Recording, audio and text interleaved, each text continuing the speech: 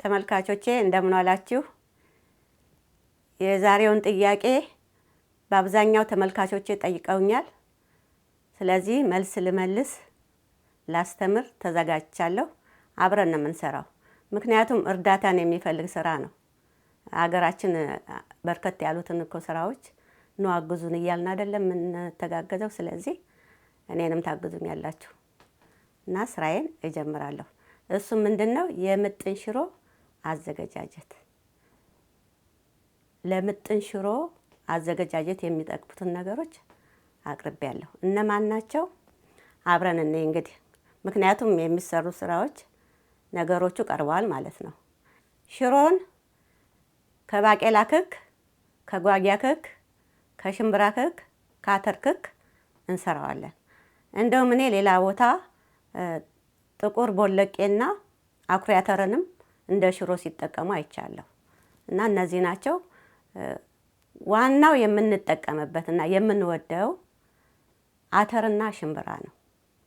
በሌላውም እንግዲህ መስራት ይቻላል ማለት ነው። እኔ ለዛሬው ያዘጋጀሁት 13 ኪሎ አተርና 7 ኪሎ ሽምብራ ነው። ይሄ ማለት ምንድን ነው? አንድ ሙሉ አተር ነው፣ ግማሽ ሽምብራ ነው እና እንደዛ ነው የመጠንኩት። እናንተ በምትሰሩበት ጊዜ እንደፈለጋችሁ መመጠን ትችላላችሁ። እኩል በኩል ማድረግ ይቻላል። ይሄ ምንም ጥያቄ አይሆንም ማለት ነው። እና አሁን ያቀረብኩትን 13 ኪሎ አተርና ሽምብራ ማዘጋጀት እጀምራለሁ። በዚህ ሰዓት ነው እናንተ የምታግዙኝ ማለት ነው። መጀመሪያ እንግዲህ የቀረቡት አተርና ሽምብራዎች ምን መሆን አለባቸው? መጽዳት አለባቸው። አበጥረን ለቅመን እናጸዳለን።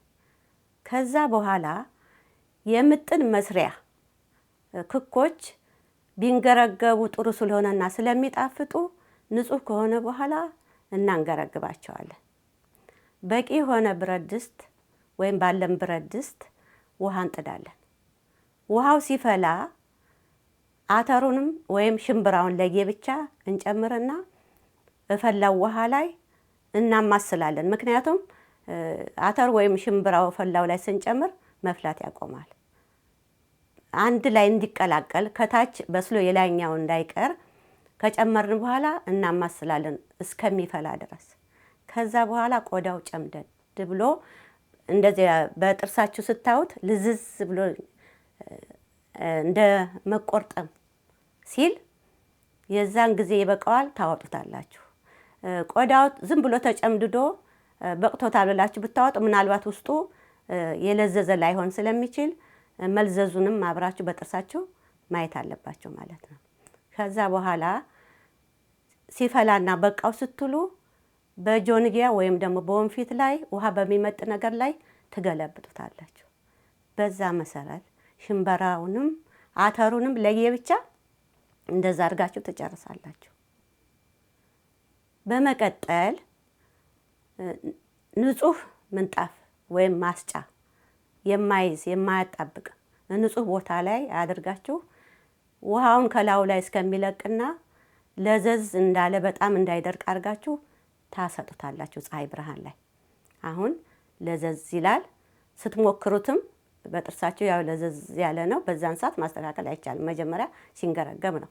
ያን ካረጋገጣችሁ በኋላ ወደምትቆሉበት ቦታ ሁለቱንም በተለያየ እቃ ትወስዱና ታቀርባላችሁ። ከዛ በኋላ በሚመች ብረት ምጣድ ትጥዱና ቆንጆ አነዳደድ አድርጋችሁ አንድዳችሁ አንድ ቦታም እንዳይበዛ በተን እያደረጋችሁ ታነዱበታላችሁ። ብረት ምጣዱ ይሰማል ማለት ነው። ከዛ በኋላ በትንሽ በትንሹ እጃችሁን ሳታቋርጡ ጣጣጣጣጣጣጣ ያረጋችሁ ትቆሉታላችሁ። አሁን እሳቱ በጣም ሊያሳርረውም ይችላል፣ ወይም ደግሞ ቶሎ ከጋፋችሁት ወይም ካወጣችሁት ሊጥሊጥ ሊል ይችላል። ልክ እንደ ቆሎ እንደ ቆንጆ ቆሎ ጣዕም ሲኖረው ቀምሳችሁ ትግፉታላችሁ። የመጀመሪያውን አቆላል ካያችሁ በኋላ ትክክለኝነቱን በዛው ቀጥላችሁ መቅመስ ማያስፈልግም፣ መጨረስ ነው ቆልታችሁ ማለት ነው። ከዛ አሁንም ፀሐይ ላይ ታሰጡታላችሁ በደንብ እንዲከካ። ከዛ በኋላ ወደ ወፍጮ ቤት ተወስዱና ታስከካላችሁ፣ ወይም እቤትም ከሆነ እንደ ዶሮ እንደ ሀገራችን ትከኩታላችሁ ማለት ነው። ይበጠራል። ያረረ ነገር ካለ የተሰባበረ መልኩ መጥፎ የሆነ ነገር ካለ ገለባውን አንድ ላይ ታረጉና በጥራችሁ ለቅማችሁ ንጹህ ታደርጉታላችሁ ማለት ነው። አሁን ምን አደረግነው? ክኩን አዘጋጀ ነው። አብረን አዘጋጀን ማለት ነው። ምን ይቀረናል? አሁን ወደ ቅመሞቹ እንሄዳለን ማለት ነው። ወደ በርበሬው እንሄዳለን ማለት ነው። 3 ነገር ነው የሚቀረን። ቀጥሎ አሁን ክኩን ካዘጋጀንና ንጹህ ካደረግን በኋላ በርበሬ ያስፈልገናል። ለ7 እና 13 20 ኪሎ ነው የሚሆነው። ለ20 ኪሎ በርበሬ ይቅርታ፣ ለ20 ኪሎ ክክ 3 ኪሎ የተሸከሸከ በርበሬ ያስፈልገናል። አሁን በርበሬውን እናዘጋጃለን። በርበሬው ንጹህ ከሆነ ጥሩ፣ ንጹህ ካልሆነ ግን ማጠብ የሚፈልግ ሰው ያጥባል። ሞልወል የሚፈልግ ሰው ረጠብ ባለ ፎጣ ይወለውልና ፀሐይ ላይ ይሰጣል። ከዛ በኋላ ቂንዱን እየተቀነጠሰ ይሸከሸካል። አሁን ሁለቱንም አልጨረስንም። ሽሮአችንም ተዘጋጀ፣ በርበሬውም ተዘጋጀ። አሁን ወዴት እንሄዳለን ማለት ነው? ወደ ቅመም መመጠንና ማዘጋጀት እንሄዳለን። ወደዛ እንተላለፍ ማለት ነው። ወደ ቅመሞቹ ከመሄድ በፊት ስለ ክኩ ምነግራቸው ነገር አለ ማለት ነው። ክኩን የማንገርገብ ዘዴ ሌላም አለ፣ ብዙ ልዩነት ባይኖረውም። ትልቅ እቃ ካላችሁ አንድ ጊዜ ከማመላለስ ውሃ ታፈላላችሁ። ብዙ ከሆነ ለምሳሌ አሁን የሚዘጋጁ ትልቅ ድስቶች አሉ ለድግስ ለምናምን የሚሆኑ፣ እነሱን በእነሱ ውሃ ትጥዱና ውሃው ሲፈላ ሁሉንም አንድ ላይ ትጨምሩታላችሁ። ከዛ በኋላ ቢያንስ እስከ 5 ደቂቃ እንደ ቅድሙ እንደነገርኳችሁ ደግሞ ለዘዝ ማለቱንና መጨማደዱን አይታችሁ ማጠንፈፍ ይቻላል። ይሄም በአንድ ጊዜ ትጨርሱታላችሁ ማለት ነው። ክኮች ገበያ የሚሸጡ አሉ። ካልተመቼ ማብሰል ካልተመቼ ከገበያ ክክ ገዝቶ መጠቀም ይቻላል። ግን ማንገርገቡ በጣም ያጣፍጠዋል። ጣዕሙ ቆንጆ ነው የሚሆነው። በዛ መልኩ ቢሆን ከተቻለ ጥሩ ነው። ይሄው ነው እንግዲህ ያለው። ወደ ቅመሙ ሄዳለሁ አሁን።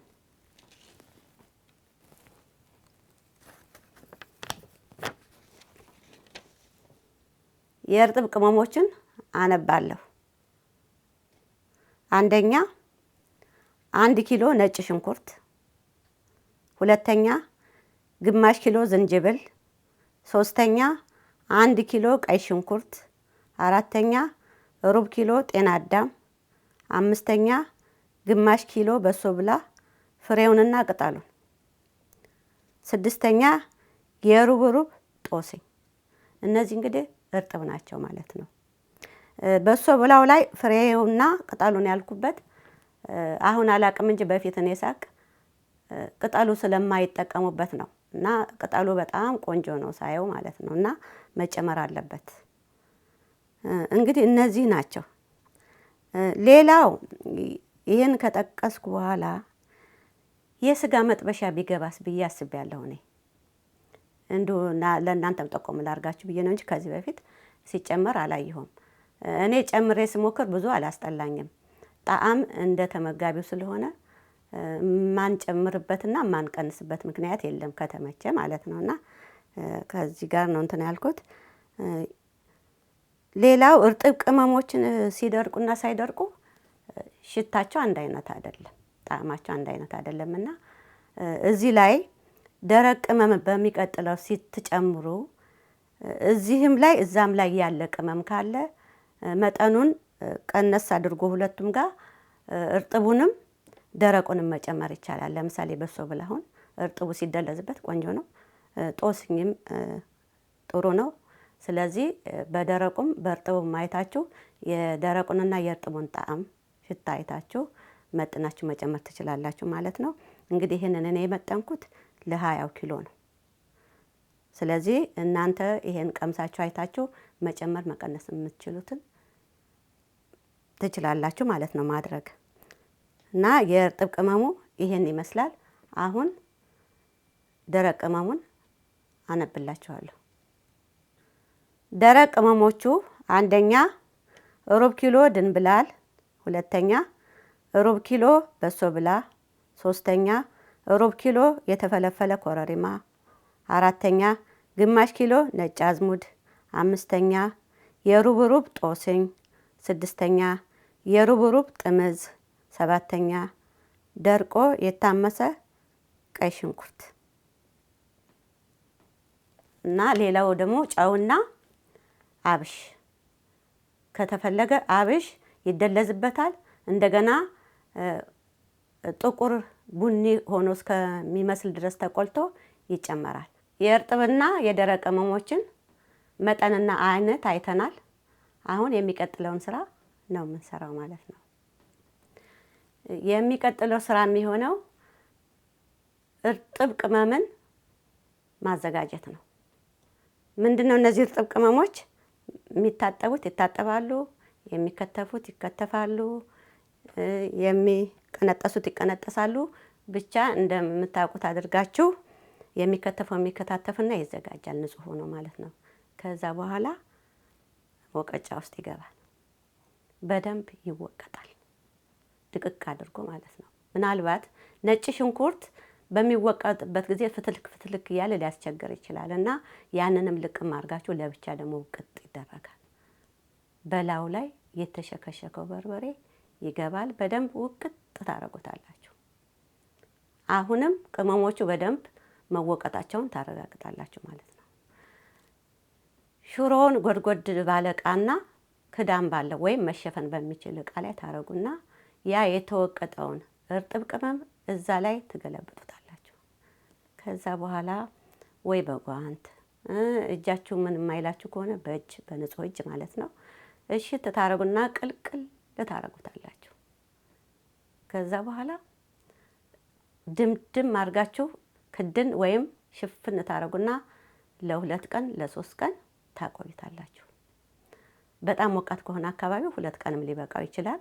ሽታው ራሱ ቆንጆ ቆንጆ ነው የሚለውና በዛን ሰዓት ይበቃዋል ማለት ነው። አሁን ምን ያስፈልጋል? ቀጥሎ መድረቅ አለበት። ለመድረቅ ደግሞ ንጹህ ማስጫ የማያጣብቅ እርጥበት ስላለው ሊጣበቅ ይችላል ያስፈልገዋል።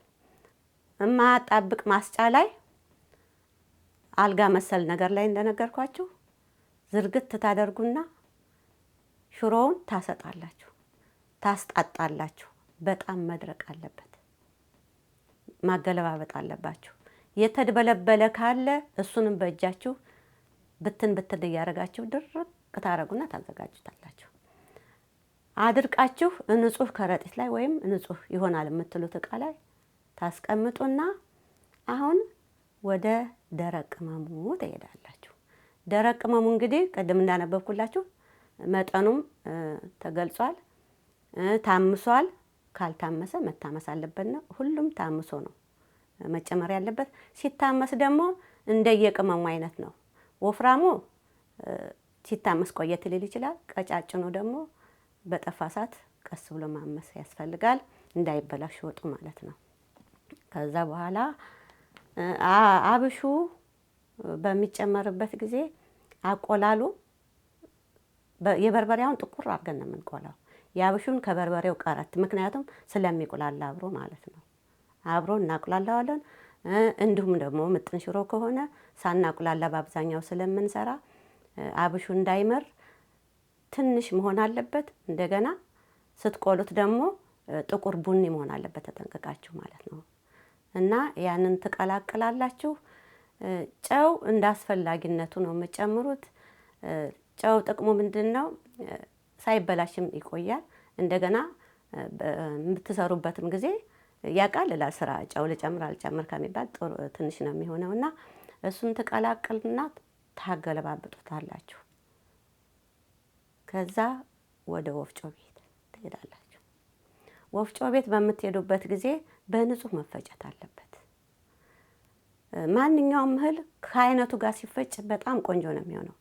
በተለይ ሽሮና በርበሬ ይበላሻል እንደ በሶ የገንፎል የመሳሰሉት እነዚህ አፈጫጭ ካላማረ በጣም ነው የሚበላሸው። ሌላ ነገር ከተቀላቀለባቸው ማለት ነው። ተጠንቅቃችሁ የሽሮ ወፍጮ ከሆነ ሽሮ ብቻ የሚፈጭ በዛ፣ አንዳንድ ቦታ ደግሞ በርበሬና ሽሮ በአንድ ወፍጮ ስለሚፈጩ አሟሽታችሁ ታስፈጫላችሁ። ዱቄቱ ሲቀዘቅዝ ትነፉና ንጹህ ክዳን ባለው እቃ፣ አንዳንድ እቃዎች እንደውም ያበላሻሉ ዱቄት ሲቀመጥባቸውና ለዱቄት የሚመቹ እቃዎች አሉ። እንደ ጠርሙስ አይነት እንደ ዚፕላክ አይነት የምግብ ላስቲክ ታሽጎ ታስቀምጡና እንደውም እዚያ ከሆነ ፍሪጅ ውስጥ ጥሩ ነው ብዬ እኔ ጥሩ ፍሪጅ ውስጥ ነው የማስቀምጠው። በዛ መልኩ አስቀምጣችሁ እንደ አስፈላጊነቱ እየቆነጠራችሁ ወዲያው የሚደርስ ስለሆነ መጠቀም ትችላላችሁ። ይሄ ነው እንግዲህ የምጥን ሽሮ አዘገጃጀት።